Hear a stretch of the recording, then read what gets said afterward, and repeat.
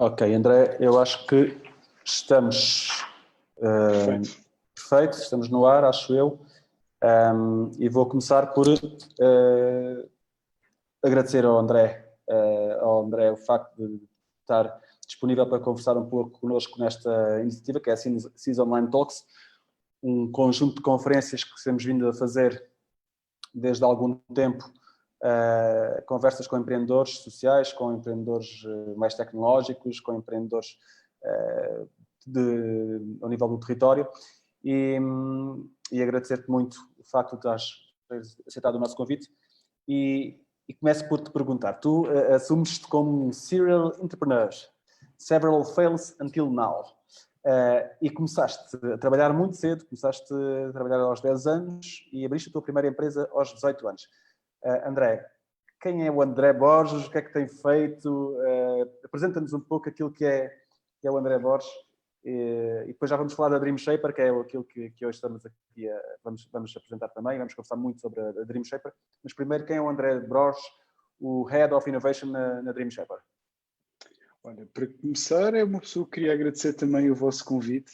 Temos todo o prazer de fazer parte desta iniciativa e acho que estamos no momento ideal para conversarmos muito e pensarmos muito, para termos o máximo de clareza possível, numa altura em que meio que não há mapa. Pela primeira vez nas nossas vidas estamos num momento em que não temos bem um mapa para consultar. Quem é o André? É uma pergunta bastante simples de responder. Continua a ser um miúdo, muito curioso, tem interesse em tentar fazer coisas, gosta muito do processo criativo e, como tal, esse percurso que vês por LinkedIn e afins resume-se simplesmente a uma inquietação de tentar perceber como é que coisas funcionam, muitas das vezes coisas essas que se tornam viáveis como abordagem de projeto empresarial. Sim. E, portanto, este conjunto de sucessos e de insucessos, onde também tens aprendido muito, e aliás tu referes isso na tua apresentação profissional, não é? Que se aprende muito com o insucesso. Continuas a gostar de tentar, de falhar, de aprender, de renovar, e por isso é que estás com esse chapéu de Head of Innovation na Dream Shaper. Consideras que este é de facto um dos fatores-chave, é não ter este receio de falhar e de experimentar na inovação? Sem dúvida, eu acho que existe um grande à vontade para experimentar. Infelizmente, eu não tenho aquele gosto por falhar. Houve uma altura em que havia uma enorme corrente no empreendedorismo, toda a gente dizia que falhar era bom. Eu gosto muito mais de acertar. Claro. E as organizações que fui fazendo parte, todos nós gostamos de acertar e descobrir receitas que funcionem e que podemos aplicar noutros locais. Infelizmente, de vez em quando a falha está no meio do processo e eu olho como parte do caminho. Não é algo que eu almejo, nem que tenha muita felicidade por ter a resposta errada muitas vezes. Havia aí uma iniciativa que era as Fuck Up Nights, não é? Que reunia-se muito à volta do fracasso, não é? Do que eram os fracassos, da partilha do fracasso para depois partir da aprendizagem que se realiza nesse processo. E André, tu há pouco dizias que estamos num tempo em que não temos mapa e em que temos que ir construindo este nosso trajeto um pouco guiado não é pelas estrelas, como os navegadores, mas como é que vocês hoje em dia estão a fazer esta navegação? Como é que se vocês se preparam para esta navegação, como é que achas que os dirigentes das organizações, das empresas, podem se nortear neste tempo sem mapa? Olha, uma das palavras que se tornou guião dentro da Dream Shaper é a serenidade. Serenidade e muita escuta ativa. Porque, na realidade, apesar de não termos mapas, conversas como estas, conversas com parceiros, com clientes, permitem-nos muito rapidamente percebermos quais é que são as dores e onde é que temos uma proposta de valor diferenciadora e em que conseguimos navegar esta navegação à vista e ao ouvido, que nos leva todos a uma progressão que nos vai fazer ultrapassar toda esta situação.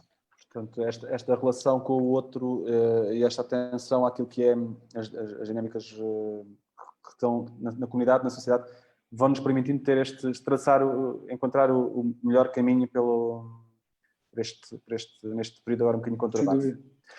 André, tu também participaste na tua juventude, penso eu, na Associação Cultural Moinho da Juventude, precisamente, como voluntário, e não sei se ainda participas, não, mas não sei se sabes, mas a Fundação tem um carinho enorme pelo voluntariado, desde 2001 que desenvolve um projeto muito vasto de voluntariado, qualificação, de formação para os técnicos, de projetos concretos na comunidade, promoção de conhecimento. O que é que o voluntariado também te trouxe a ti, enquanto pessoa e enquanto profissional?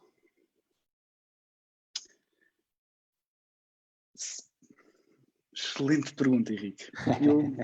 Eu acredito que muitas vezes, obviamente todos nós temos vontade de dar o melhor das nossas experiências e do nosso percurso, partilhá-lo com o máximo de pessoas possível. E muitas das vezes eu acho que tanto o voluntariado como organizações de suporte local têm uma abordagem excessivamente assistencialista. O que é que eu quero dizer com isto? Muitas das vezes, e olha, foi algo que observei também no Moinho da Juventude e de outras ONGs que fiz parte, muito que os promotores têm todas as respostas. E eu, sinceramente, eu posso dizer que aprendi muito mais coisas interessantes enquanto voluntário lá, durante o programa todo, do que propriamente partilhei. Eu acho que o papel do dinamizador, do facilitador deste tipo de associações, que, por exemplo, o Moinho da Juventude tem um foco muito grande nos nem-nem daquela região. Muitas das vezes nós vamos para lá com muitas respostas e nós não devíamos ir com respostas, devíamos ir com perguntas, com um exemplo de um percurso possível, porque muitas das vezes o problema neste tipo de comunidades é a falta de exemplos próximos.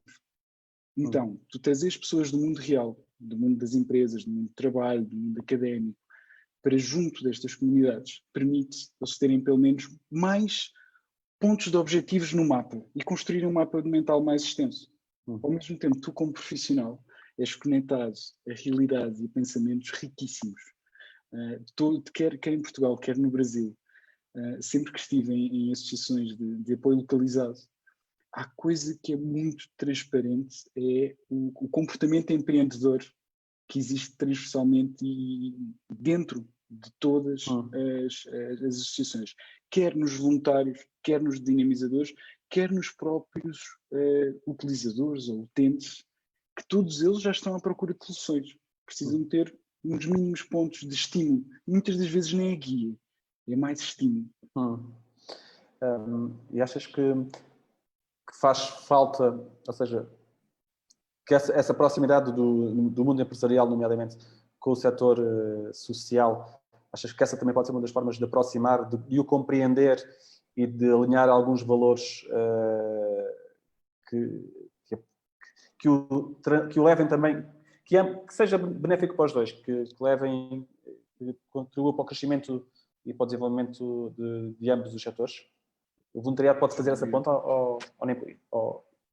Eu acredito que sim. E acho que tem que haver, tal como olhando para o terceiro setor, holisticamente, é um setor que está a passar de ser assistencialista e está a passar a ser colaborativo e sustentável. Se reparares, cada vez mais tens ONGs e PSS e mesmo startups e empresas com um cariz social forte, mas que já são desenhadas desde o dia zero a pensar na sua sustentabilidade financeira, que garante a continuidade dos seus projetos. Esta proximidade entre uma associação de apoio local e o mundo real das empresas, dos profissionais, não só é benéfico para ambas as partes, porque muitas das vezes são partes da sociedade com que tu acabas a perder um bocado o contacto, como, acima de tudo, permitem trazer um apoio a estes jovens, a estes adultos, muito mais efetivo. Porque a teoria, acho que todos nós, ao longo do nosso processo de socialização, somos expostos àquilo que seria um caminho mais seguro e mais tradicional. Olha, esforça-te, estuda, arranja um trabalho e trabalha o resto da vida. Isto é um cenário lindíssimo, mas é um cenário que muitas das vezes está fora do alcance de grande parte da população. Então, tudo o que é necessário é, em vez de irmos com uma abordagem de repetir receitas que já toda a gente sabe, Um jovem que é nem, que é a definição para nem estuda nem trabalha, ele não é nem muitas das vezes por não ter a noção que deverias ter um percurso académico ou ter um percurso profissional. É nem porque o seu momento de vida, o seu envolvimento familiar, o sítio onde vive, as suas responsabilidades não lhe permitem ter as escolhas de vida que nós fazemos com tranquilidade. É como esta questão toda do isolamento e do home office. O home office é um luxo tremendo. Nós estamos num momento de evolução tecnológica, de evolução de organizações, que nos permite estar a trabalhar de casa sem qualquer problema. Estamos-nos a esquecer que a grande parte da sociedade não tem a mesma oportunidade. Então, esta proximidade entre mundo de trabalho e associações de proximidade, como eu gosto de lhes chamar, é fundamental para trazer mapas melhores, trazer objetivos melhores, trazer um misto de inspiração, mas é uma inspiração não prescritiva. Não há necessidade de dizer, jovem, vai estudar. Há necessidade de dizer, jovem, olha, eu fiz isto, o meu colega do lado fez aquilo. E tudo isto trouxe percursos de vida, também eles viáveis e interessantes. Portanto, toma mais exemplos e pega nos teus interesses pessoais e arranja o teu norte. E segue o teu caminho. E André, no caso concreto da plataforma, e vamos lá agora começar a entrar também naquilo que é um dos tópicos que hoje queremos falar, que é sobre a Dream Shepherd, que é uma plataforma que tu vais apresentar sucintamente e que já tem desde 2001? Não, desde 2014. 2014. Desde 2014. Já tem um histórico muito interessante. Tem essa componente muito pedagógica também, não é? Vocês têm todo aquele itinerário pedagógico que contribui para a organização do mapa mental, como utilizando as expressões que estás a utilizar, de uma forma próxima e digital, que é interessante que vocês conseguem ter essa proximidade através do digital. Apresenta-nos um pouco também a Dream Shepherd e aquilo que é o potencial da Dream Shepherd para quem não está muito familiarizado com a plataforma. A Dream Shepherd, assim, de forma muito sucinta, é uma ferramenta que ajuda a implementar a aprendizagem baseada em projeto. Nós fazemos isto dentro do escopo académico, dentro de escolas e universidades, guiando os alunos por uma sequência de desafios, de pequenos desafios que têm conteúdos pedagógicos associados e permitem o aluno desenvolver um projeto. Nós começámos com um cariz muito orientado ao empreendedorismo, até porque a Dream Shepherd é um spin-off de uma ONG com cariz social e de estímulo ao empreendedorismo. Que veio do Brasil também, não é? Foi fundado entre portugueses e brasileiros. Portugal, ok. Portugal. Nós, na realidade, o início, a raiz da Dream Shepherd é em 2010, na Associação Acredito de Portugal, em que nós tivemos que fazer uma plataforma para capacitação em massa e ajudar pessoas a desenvolverem projetos empreendedores.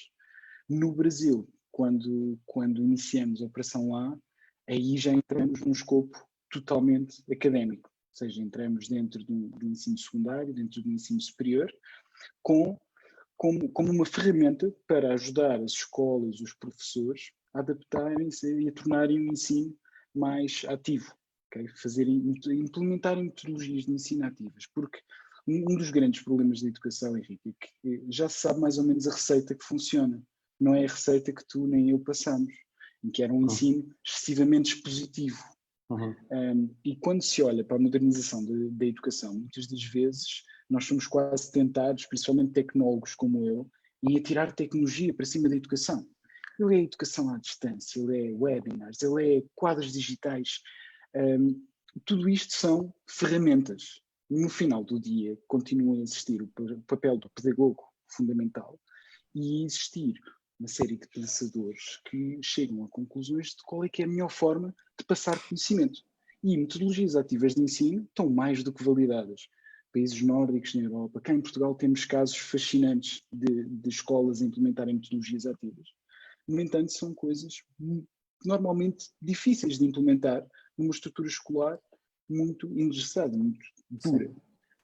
A Dream Shepherd entra como uma ferramenta para tornar este processo simples, tornar fácil, ser mais uma ferramenta no planópolo de ferramentas dos professores para fazer ensino com base em projeto. Mas vocês, precisamente como referiste, em 2010 desenvolvem a plataforma para o concurso Acredita Portugal, e, portanto, que não são propriamente alunos, não são empreendedores que se candidatam ao maior concurso de empreendedorismo português e um dos maiores da Europa, não é? Com 10 mil concorrentes, estou enganado? Não, por aí, não é? Normalmente, por ano, tens mais de 10 mil projetos. Mais de 10 mil projetos. E, portanto, tem essas duas dimensões. Tem uma dimensão vocacionada para o ensino, mas tem também uma dimensão que é transposta para aquilo que é o empreendedor que tem pouco conhecimento, vá lá, ou que está numa fase ainda de descoberta da sua própria ideia e que segue todo esse itinerário formativo, correto? Exatamente. E repara, aqui tens um mérito, porque na realidade o nosso maior propósito é o desenvolvimento de competências. Competências socioemocionais, competências do mundo do trabalho. E se reparares, o tipo de desenvolvimento que tens que fazer para um empreendedor com capacidade de criar um projeto é muito semelhante ao desenvolvimento que queres fazer num jovem estudante para ingressar no mercado de trabalho do futuro, em que muitas das vezes a profissão que ele vai exercer não existe hoje. Então, todas essas características, para lá das competências técnicas, que o nosso sistema de ensino está todo montado para te entregar competências técnicas, são as mesmas num estudante que tem como objetivo trabalhar numa empresa multinacional ou numa empresa familiar, do empreendedor, exatamente a mesma coisa. Então nós trabalhamos e a abordagem de desenvolvimento de um projeto pode servir para desenvolveres um projeto empreendedor de uma área que gostes ou, por exemplo, para fazeres um projeto de pesquisa. Eu consigo-te dar conteúdo pedagógico e desafios passo a passo para estruturares um projeto dando-te muita autonomia, porque aqui também a parte da motivação das gerações atuais cada vez mais está correlacionada com a autonomia de absorção de conteúdo e também da co-criação. Ou seja, enquanto nós... Perdão-me só interromper. Isso será para as novas gerações ou é para a sociedade atual? Será que a sociedade atual, com tanta fonte de informação, com tanto estímulo, com uma democracia já mais consolidada e que tem os seus momentos também de crise, como sabemos, mas será que é só para as novas gerações ou todas as gerações, todo o profissional atualmente precisa dessa autonomia, precisa dessa responsabilidade, precisa dessa capacidade de decidir, de pensar projetos, de desenvolver projetos de A a Z, ou estou equivocado? Ou é só para as novas gerações? Não, 100% certo. 100% certo. A questão é na nossa geração, nós estávamos habituados a este ensino expositivo. André, estás a ser muito simpático. Eu sou um bocadinho mais velho do que tu, mas estás a ser muito simpático. Obrigado. Eu ainda sou do tempo de fazer apresentações escolares numa cartolina, colando pedacinhos copiados do livro da biblioteca. Okay? Estamos na mesma. Aqui a geração é definida por memórias compartilhadas. Não por idade, a idade é só uma nota. Esta abordagem mais... Repara, enquanto o professor, durante muito tempo, tinha um papel fundamental de ser o centro do conhecimento, cada vez mais o professor é um acessório de transmissão de conhecimento, mas tem um papel importantíssimo no desenvolvimento destes jovens adultos.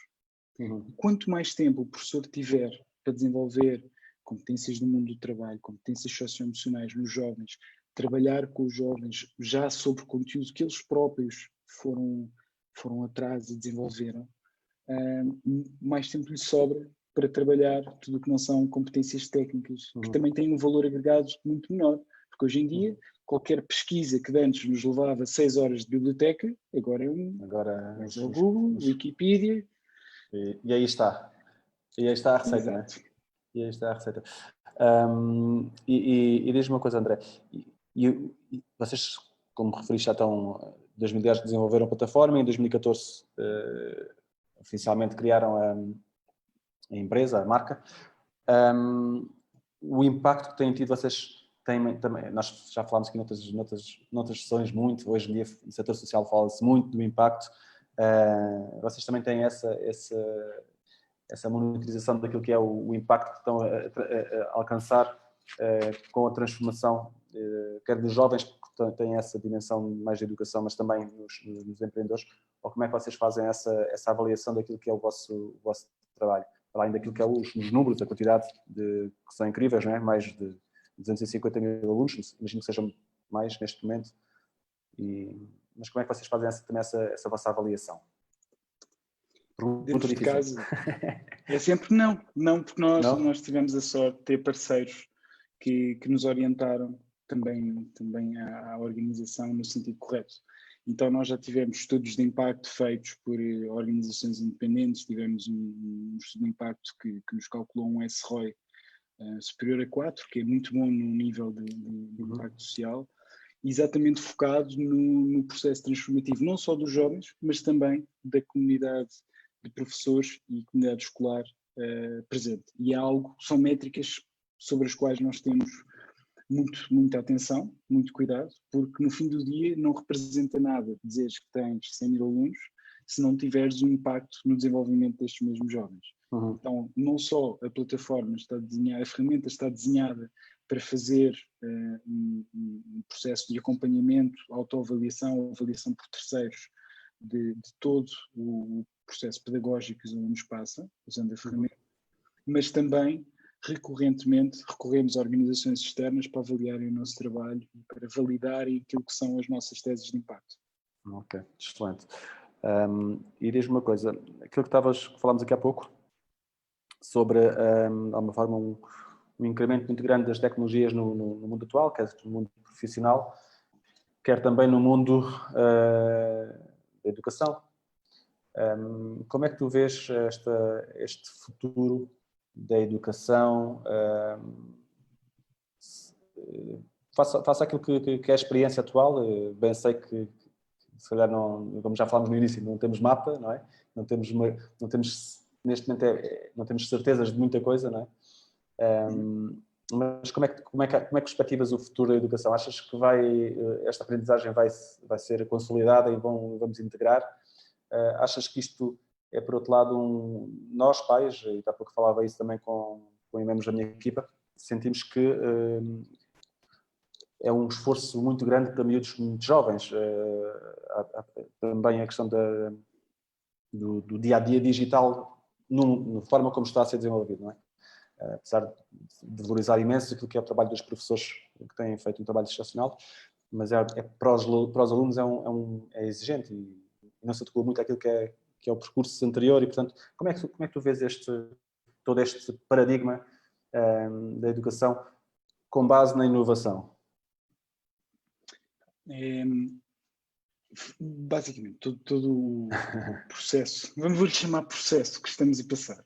O desafio que 2020 nos trouxe foi um desafio que pôs em causa a resiliência do sistema educativo como ele está desenhado hoje. Uma das coisas que fica óbvia é que existe um passo mais além, principalmente para os pais deste mundo. Fica muito óbvio que existe um passo mais além na digitalização do ensino do que telescola.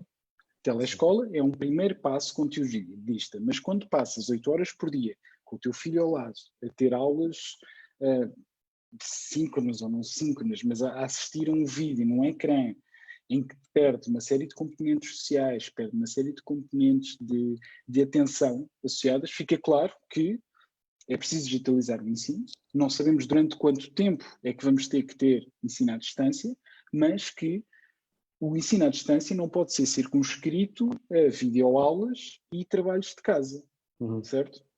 Então, juntas isto a uma observação mais ou menos fácil de entender que todas as competências que o mercado de trabalho necessita já não estão circunscritas a algo que um curso superior te pode entregar. Então já estamos todos mais ou menos confortáveis com a ideia de aprendizagem continuada ao longo da vida e aprender por pílulas de conhecimento, ir arranjando mais ferramentas para o nosso trabalho. O futuro da educação, de certeza, que passará por aí. Ou seja, a tecnologia, e eu acho que isso é um erro que muitas das empresas que trabalham em tecnologia para a educação cometem, é acreditarem que podem substituir a figura do professor ou a figura do sistema de ensino através da digitalização desse mesmo ensino, através de videoaulas, de trilhas de conhecimento ultra específicas. Elas têm que ser só mais uma ferramenta. A tecnologia nunca vai substituir, na sua plenitude, aquilo que é o processo de educar uma pessoa. Porque quando estás a ser educado, não são só competências técnicas, não é só conhecimento. Okay. Então, obviamente, a tecnologia vai ser um papel. Vai mudar, consideras que vai mudar bastante a forma de da educação. Em educação, nunca vamos ter uma transformação profundamente disruptiva sem ser por necessidade.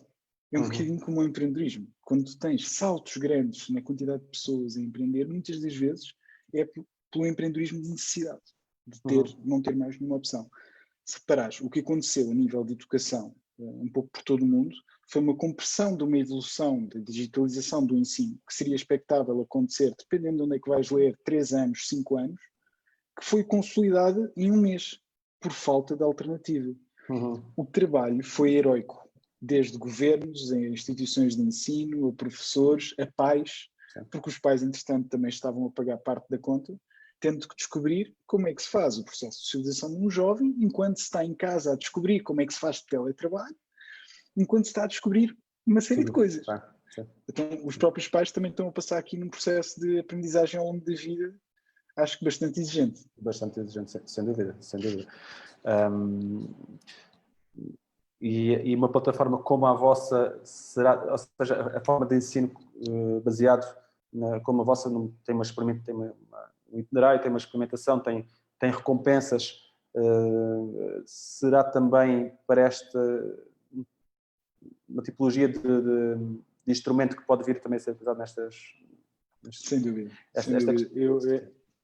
Nós não somos de todo a solução que resolve todos os problemas da reinvenção quase do sistema de ensino que temos que fazer. Claro que não. Agora, a partir do momento em que dás muita autonomia ao aluno, em que estás a trabalhar não só conteúdos teóricos, mas estás a trabalhar ativamente os conteúdos de uma disciplina ou de uma área de interesse, porque nós não fazemos só, imagina, não é só projetos dentro da sala de aula empreendedores ou projetos temáticos de resolução de problemas, fazemos também projetos de investigação em que o aluno se vai apropriar de um tema de forma muito ativa e pegando naquilo que é o escopo definido da área de conhecimento daquela disciplina específica. Trabalhamos também em plano de carreira, começámos a trabalhar primeiro dentro das salas de aula e agora estamos a começar a trabalhar também uma espécie de plano de carreira e projeto de vida para ajuda na orientação destes futuros profissionais, que entretanto têm que tomar uma série de decisões. Tudo dentro da vossa empresa, da Dream Shepherd? Sim. Não conhecia, boa. Ou seja, o que acontece é a parte tecnológica da ferramenta é só um pano de fundo. Depois o que nós fazemos é pegar em equipas pedagógicas muito boas e ir desenvolvendo em conjunto com o mercado, que é a maneira mais fácil de colocar isto, desenvolvendo aquilo que são experiências pedagógicas que agregam a determinados pontos que o sistema de ensino não consegue responder ou deixou de conseguir responder. Por exemplo, tu tens no ensino profissional, por exemplo, é muito fácil ver. Existe toda uma área do ensino profissional de formação no contexto de trabalho que de repente se tornou, se não inviável, muito difícil de executar. Como é que com empresas a deixarem as pessoas em casa tu fazes um estágio profissional? Então há uma parte grande do ensino que nós tivemos que... Nós temos esse desafio. E é o tradicional puxar de tapete, que há todo um processo pedagógico desenhado, validado, que de repente tens que arranjar soluções. E nós tivemos a sorte de estar muito próximo do problema, estar muito próximo de alguns clientes nossos e conseguir desenvolver uma solução que permite a implementação de prática simulada de estágio com todos os recursos e todas as métricas de acompanhamento e desenvolvimento dos alunos que um estágio real te providencia. Agora, os problemas vão ser, não são problemas, são desafios desta transformação forçada da educação, são tantos que, para todo o lado que uma organização de ensino se vire, existe mais uma coisa para resolver, mais uma coisa para ou reinventar ou descobrir quem já esteja um bocadinho mais à frente no caminho para implementar. Continua a ser um processo de descoberta. E um desafio. E como é que achas que... eu acho muito interessante colocar a tónica no desafio, não é? E que vamos ultrapassar e vamos encontrar respostas para os desafios. Ou seja, este tempo é também um tempo de muita criação, de muita...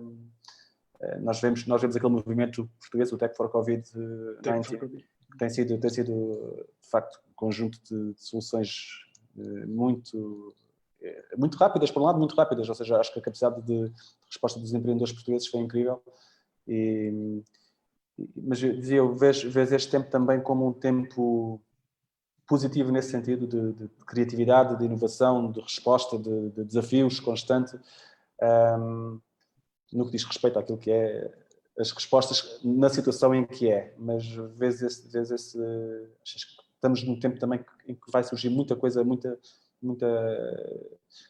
soluções disruptivas. Sem dúvida, tudo o que é preciso para criares uma solução é teres um problema/desafio. E o que não falta agora não interessa para que lado da nossa vida é que olhamos, como profissionais, como indivíduos, existem uma série de desafios que são plenamente novos. Então, obviamente que quem quer que esteja a olhar atentamente e a ouvir ativamente estes desafios, vai criar soluções novas e terá soluções que já tenha, e daí é que vem, é um motor que te leva a inovar e a resolver desafio a desafio. E achas que as nossas organizações, daquilo que conheces, estão preparadas para, quer estejam, quer não estejam, tens que ir à tropa, não é? Como dizia o outro. É isso, exatamente, Henrique. O tsunami já veio, está a vir, continuará a vir. E vai sobreviver melhor quem mais rapidamente se adaptar e encarar isto como um desafio perfeitamente normal e que tem que o superar.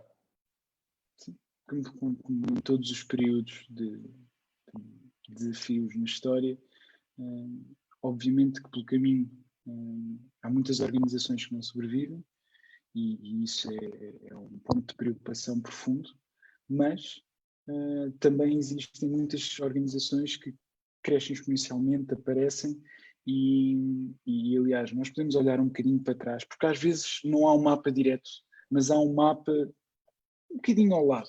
Referências, sim.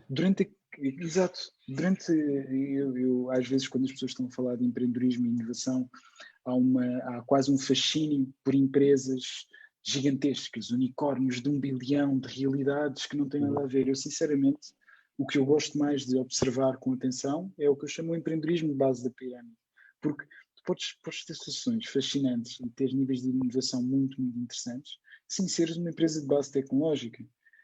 As verdadeiras inovações que transformam sociedades são muitas delas locais e transformaram aquela sociedade. E é isso que é importante também estimularmos. Não temos que almejar todos. Mas isso é um bocadinho contracorrente agora, não é? Agora todos queremos ter startups e escalar. Pois é. Será que está certo? É um bocadinho contracorrente. Não sei, diz-me tu é que és o Head of Innovation. Pois, olha.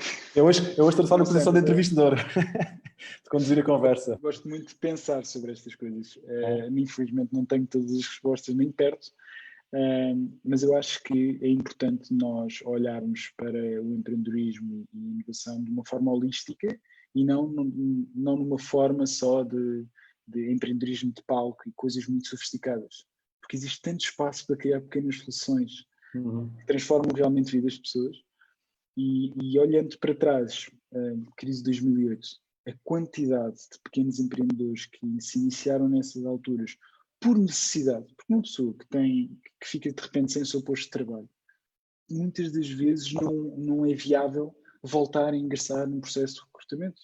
Nós nunca sabemos quanto tempo é que estes períodos vão durar. Então, a partir daí, termos ferramentas, interesses, conhecimento para tentarmos explorar soluções por nós mesmos, às vezes é o melhor caminho. Ou seja, às vezes a falta de alternativas leva-te a este empreendedorismo forçado que traz sempre coisas boas. Bom. E achas que neste momento o ecossistema, ou seja, as infraestruturas de suporte estão também já elas próprias adaptadas àquilo que são as necessidades? Onde é que é preciso investir? Onde é que, se tivesses que escolher, onde é que precisávamos de trabalhar mais no ecossistema para estes desafios? Onde é que punhas as tuas moedas? Obviamente eu vou ser muito tendencioso, não tenho outra forma. Eu acho que a educação acaba a ser a base de tudo, a educação comportamental, mais do que técnica, porque nós cada vez mais temos pessoas... As chamadas soft skills, não é? Exatamente.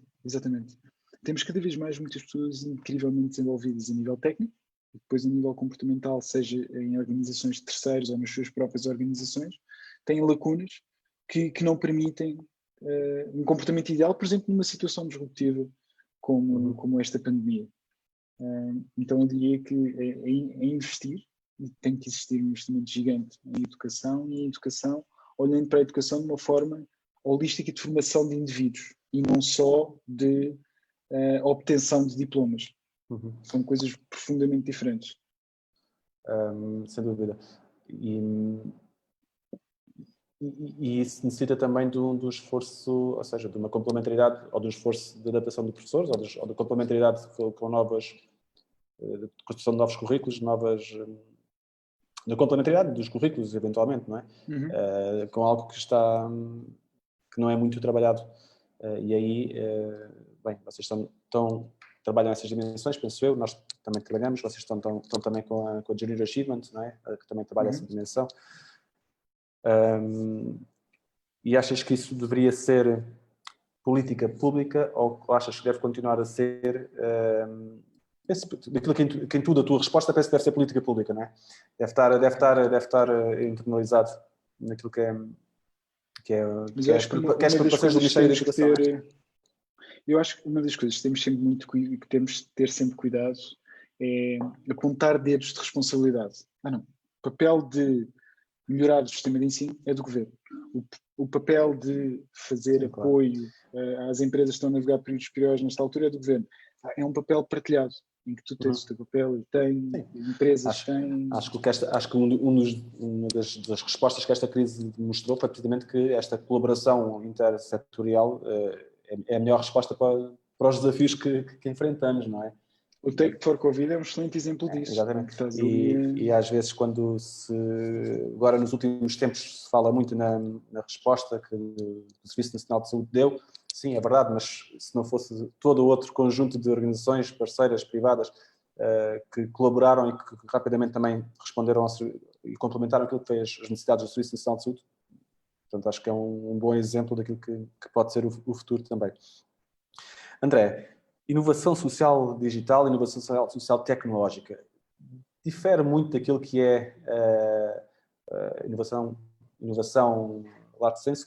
Como é quais são os 5 ou 3 ou 4 bullet points que tu identificarias sobre o que é importante neste processo de construir novas respostas de base digital, obviamente a digitalização, mas quais seriam assim, o itinerário para alguém que esteja a pensar também desenvolver um projeto nesta dimensão? Eu acredito que, mais uma vez, eu tenho que fazer um esforço, porque eu sou um tecnólogo, adoro tecnologia e, obviamente, que... A tua formação é na área das... Incompleta. Sim. Engenharia mecânica e saí para abrir uma empresa. Pois, exatamente. Depois estiveste no Brasil, também onde ganhaste um caldo, porque o Brasil também tem um setor social fortíssimo, não é? Fortíssimo. Aliás, a nível de investimento de empresas sociais, tens o exemplo da Vox Capital no Brasil, que são dos fundos de investimento com foco em negócios sociais mais ativos do mundo, e são dados como case um pouco por todo lado. Sim. E eu acho que, pegando exatamente nisso, que era o argumento que eu ia fazer, o principal bullet point a nível de terceiro setor e setor de impacto social, independentemente do formato, não quero entrar no mérito de discutir se o formato ideal é uma IPSS, se é uma ONG, se é uma startup, se é uma empresa com um forte braço de responsabilidade social, independentemente do formato, o que eu acho que é fundamental para o terceiro setor cada vez mais aumentar o seu impacto é uma mudança de mentalidade. Ou seja, passarmos de uma mentalidade assistencialista, em que existe alguém que paga a conta para permitir à minha organização ter um impacto social, para um papel de sustentabilidade e continuidade das iniciativas sociais. Houve uma mudança de vocabulário muito, muito, muito detalhista que mostra o início desta mudança de mentalidade, que começaste a definir como negócios sociais. negócios sociais, o propósito das empresas é um impacto social. Nesta área devemos saber incluir-se, mas somos negócios e somos sustentáveis e o nosso impacto é tanto maior quanto maior a sustentabilidade da empresa. De antes nós tínhamos muito a esperança do mecenato, da mão invisível que viabilizava as nossas iniciativas de impacto social.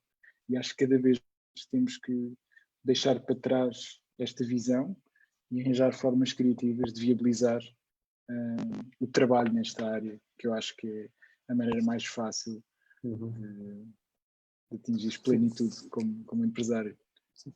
Sendo que a componente assistencialista terá sempre que, do meu ponto de vista, né, terá sempre que existir, porque há sempre necessidade de assistir o outro em determinadas alturas que não tem a possibilidade. Né? E, portanto, do meu ponto de vista, essas duas dimensões têm sempre que existir algum equilíbrio, mas estou de acordo com aquilo que é o teu E eu acho que o principal e agora, nesta altura, é fundamental nós termos essa visão, que é necessário o assistencialismo inicial, principalmente o de proximidade. Ou seja, nós não temos que ser uma fundação, uma grande empresa, para conseguir fazer este assistencialismo, que é uma coisa tão simples como deixar de ir ao supermercado gigantesco e ir à mercearia do canto.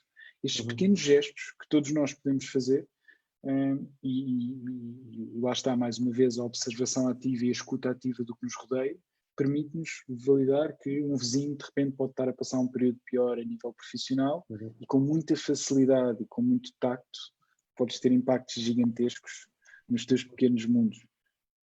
Sem dúvida, estou 100% alinhado. Tu és uma pessoa muito metódica, André. Essa escuta ativa, é metódica, é orgânico, é algo que foste aprendendo a fazer e fazes no dia-a-dia? Foi desenvolvido e tenho a sorte de ter pessoas que me ajudam a desenvolvê-lo ainda mais. Porque não é de origem. Habitualmente associa-se as pessoas mais criativas, inovadoras, um bocadinho distantes daquilo que é o método, aos investigadores, os cientistas, não é? Que desenvolvem um método até no seu processo de educação, e depois existem aquelas pessoas mais criativas, mais orgânicas. Consideras-te mais nesta segunda dimensão? Mas estou a fazer trabalho profundo para cada vez mais ser mais analítico, estruturado e, acima de tudo, conciso. Todo um desenvolvimento mental que não vem naturalmente. Falámos há bocadinho daquilo onde irias apostar, e apostavas na educação, naquilo que seria, penso eu, os primeiros ciclos, os primeiros ciclos do ensino, mas para aquelas pessoas que já estão num processo para aqueles, vamos pegar num exemplo concreto, naqueles que infelizmente vão desenvolver projetos de empreendedorismo por necessidade, quais é que seriam, onde é que tu também apostarias as tuas fichas? Soft skills, a questão do impacto, a questão da metodologia, a questão do modelo de negócio, onde é que achas que seria, ou o processo todo? Ou temos que, ok, vamos lá acompanhar esta malta da A a Z, tentar ajudar a estruturar aquilo que é o seu pensamento, a sua ideia, o modelo de negócio, a comunicação, pronto. Se me deres uma ficha, uma única, eu colocaria na capacidade ou quase uma espécie de transmissão das vantagens de saber pedir ajuda e saber fazer perguntas.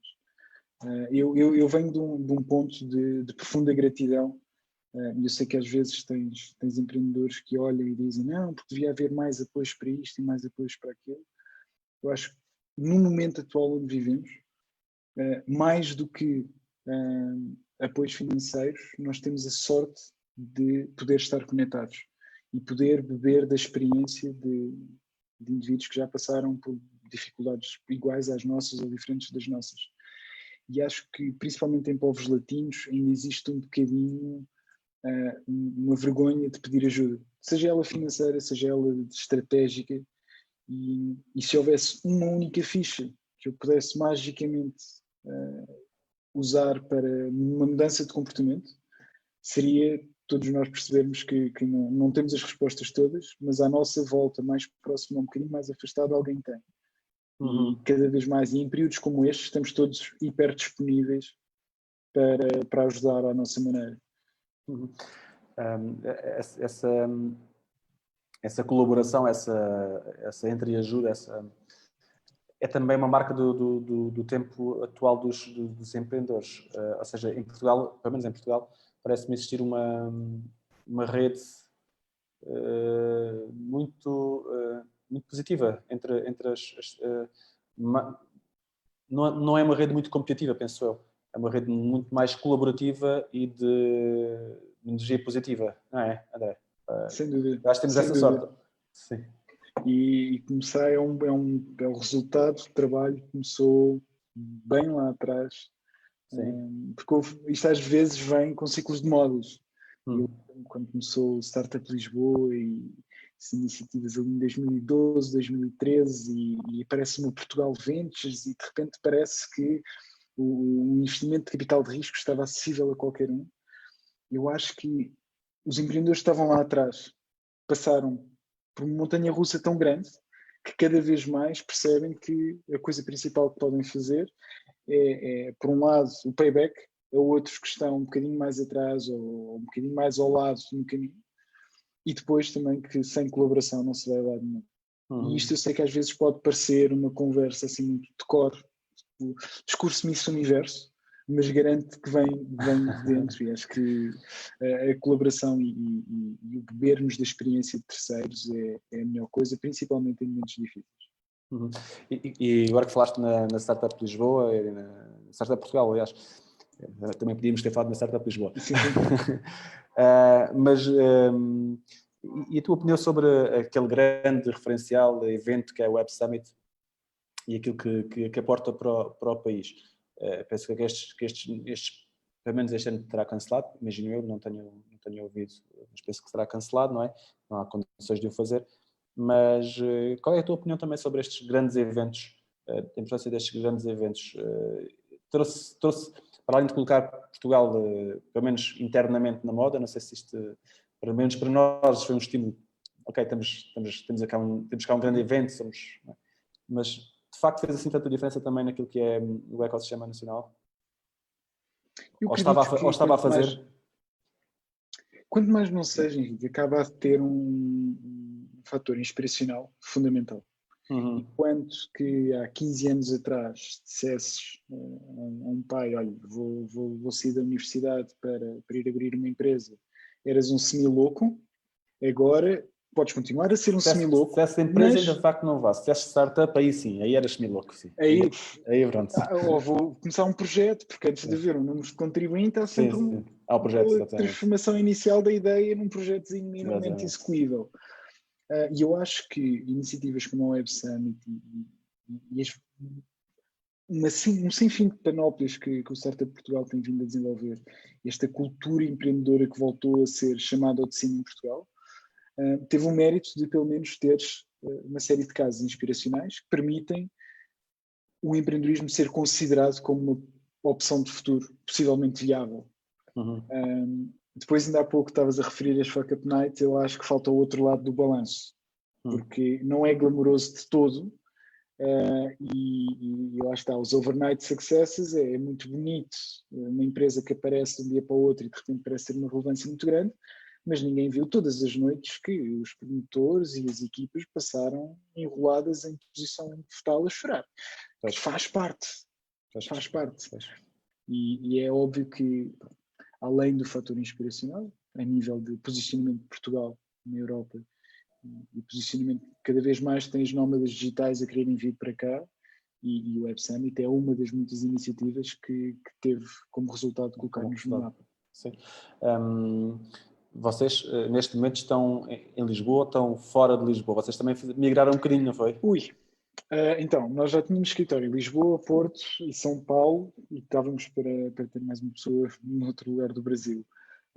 Só que fomos uma empresa que desde quase o dia zero tínhamos sócios em Portugal, sócios no Brasil, então quase que não houve uma adaptação forçada. Nós começámos a ficar a trabalhar de casa logo no início de março, nos vários países. Então, digamos que não foi um esforço de adaptação tão grande como está a ser para a maioria das empresas. Vamos às empresas. E uma última pergunta e depois apenas um comentário. No que diz respeito àquilo que é este desafio que temos, achas que também, e cruzando um bocadinho com o que estávamos agora a falar, achas que será também uma boa oportunidade para os territórios de baixa densidade? Achas que vão conseguir captar ou faz falta, continuar a fazer falta este encontro de pares quase, que está mais no território urbano? Ou tu vieste, por exemplo, a trabalhar em barrancos ou em... Eu via tranquilamente, sim? Via com muita facilidade. E eu acho que, principalmente durante a quarentena mais sério, muitos de nós ficam, e eu não tenho a certeza disto e não estou estruturado em qualquer tipo de dados, mas eu acredito que muita gente vai considerar mover para o interior. Porque de repente, a partir do momento em que o home office também era uma realidade que estava num segmento muito pequeno de empresas e, porventura, saberíamos que o mercado de trabalho se ia transformar cada vez mais para o remoto. Mas estávamos a falar de uma transformação muito lenta. Com esta transformação forçada, mais uma vez, crenças autolimitativas de organizações e de líderes foram destruídas. Eu acho que, com todas as dificuldades que existiram de adaptação, eu acho que o que aconteceu é, ou mantiveste a produtividade, pelo menos em trabalho de secretário, ou até aumentaste. E aí depois acho que podemos ter o contrabalanço da saúde mental e das barreiras entre dia de trabalho, e eu espero que existam pessoas mais inteligentes do que eu a pensarem profundamente nisto, como é que se criam estas barreiras num cenário em que trabalhamos todos a partir de casa, e como é que nós garantimos a proximidade aos nossos filhos, às nossas famílias, sem deixar que os dias se tornem um fluxo único de tempo. Agora, claramente há muita gente que percebeu que, ok, trabalhando de casa e não tendo o vai e volta para o local de trabalho todos os dias, deve haver sítios mais interessantes de viver do que no centro de Lisboa com trânsito e barulho. Sim, metidos num apartamento, não é? Metidos num apartamento. Eu acho que isso é uma das coisas que estou mais ansioso para ver. Assim que passarmos toda a parte mais assustadora de curto prazo.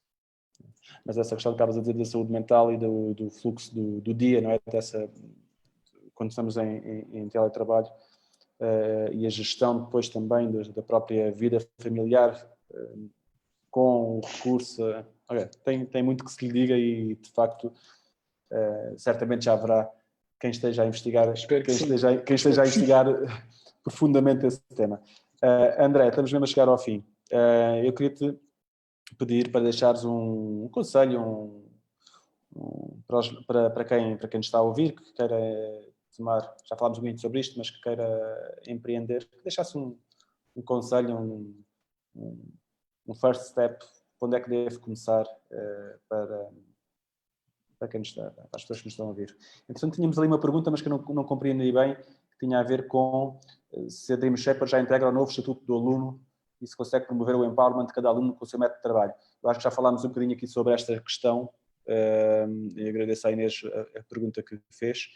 A questão eu adoro a pergunta da Inês, porque entendo, obrigado Inês também, entendo que é alguém com bastante propriedade em educação. E a resposta é sim. Nós, principalmente graças a pedidos diretos de clientes, nós tivemos que nos ajustar a todas as, por exemplo, no ensino profissional, às PAPs, às provas de aptidão profissional, tivemos que desenvolver a questão da prática simulada de estágio e tivemos que nos alinhar com aquilo que é expectável ser e trabalhar no desenvolvimento daquilo que são as competências do perfil do aluno à saída do ensino obrigatório. Então, nós fazemos esse trabalho de várias formas diferentes, mas sempre com metodologias ativas, e depois varia só o tipo de projetos com que trabalhamos nos alunos. Então pronto, André, agradecer-te muito, dir-te então só esse conselho para quem vai chegar-se à frente agora nestes próximos tempos e pronto, nós continuamos em contacto, mas pronto, dir-te esse último conselho. Mais do que um conselho de primeiros passos, eu lembro-me, tenho um amigo meu que vai ficar muito feliz de eu estar a partilhar isto. mas eu lembro de uma vez ver um vídeo, nada a ver, nem sequer é um vídeo motivacional, mas de um rapaz a passar uma lição de vida que se resumia a isso vai passar. E se há coisa que é importante na jornada empreendedora é pensarmos consistentemente isto vai passar. E é natural pensarmos isto vai passar no momento em que acabamos de ficar sem o nosso emprego, não temos ninguém para nos virar e estamos à procura de soluções, mas também eu acredito que seja fulcral também pensarmos isto vai passar naqueles momentos em que sentimos que a nossa empresa está super sólida e somos donos do mundo e já percebemos tudo e somos muito esforçados, porque também esses momentos de grande crescimento e de grande atingimento, também eles vão passar. Então é bom mantermos sempre a mesma abordagem. Ter a mesma perspectiva. Ou seja, não só quando estamos a chorar em posição fetal, como tu há bocado dizias, isso vai passar, mas também quando estamos in the top of the world, também vai passar e, portanto, tranquiliza. André, muito obrigado por esta nossa conversa, foi muito estimulante. Foi um prazer, obrigado pelo convite. Passou muito rapidamente, um grande abraço e ficamos até em contacto para outras oportunidades. Um grande abraço, André. Um grande abraço, obrigado. Até breve. Boa tarde, com licença.